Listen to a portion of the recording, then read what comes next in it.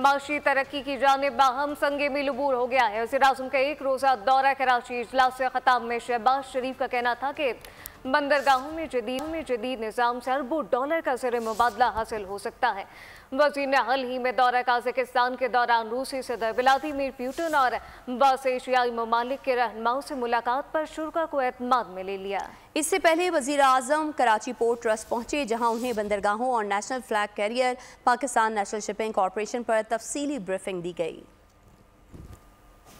आपको बताएं कि मुआशी तरक्की की जानिब अहम कदम। वज़ीर-ए-आज़म का एक रोज़ा दौरा कराची इजलास से ख़िताब में शहबाज शरीफ का कहना था कि बंदरगाहों में जदीद निज़ाम से अरबों डॉलर्स का ज़र मुबादला हासिल हो सकता है। वज़ीर-ए-आज़म ने हाल ही में दौरा काज़ाकिस्तान के दौरान रूसी सदर व्लादिमीर पुतिन और वस्त एशियाई ममालिक के रहनुमाओं से मुलाकात पर शुरा को एतमाद में लिया। इससे पहले वज़ीर-ए-आज़म कराची पोर्ट ट्रस्ट पहुँचे, जहाँ उन्हें बंदरगाहों और national flag carrier Pakistan national shipping corporation पर तफसीली ब्रीफिंग दी गई।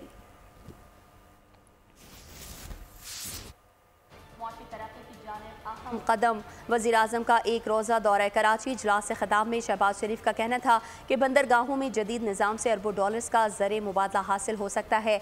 वज़ीर-ए-आज़म ने हाल ही में दौरा काज़ाकिस्तान के दौरान रूसी सदर व्लादिमीर पुतिन और वस्त एशियाई ममालिक के रहनुमाओं से मुलाकात पर शुरा को एतमाद में लिया।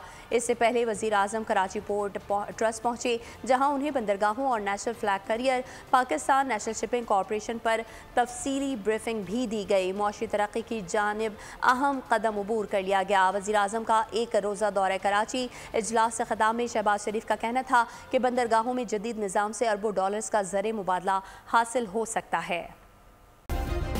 सब्सक्राइब करें और बेल दबाएं ताकि कोई खबर रह न जाए।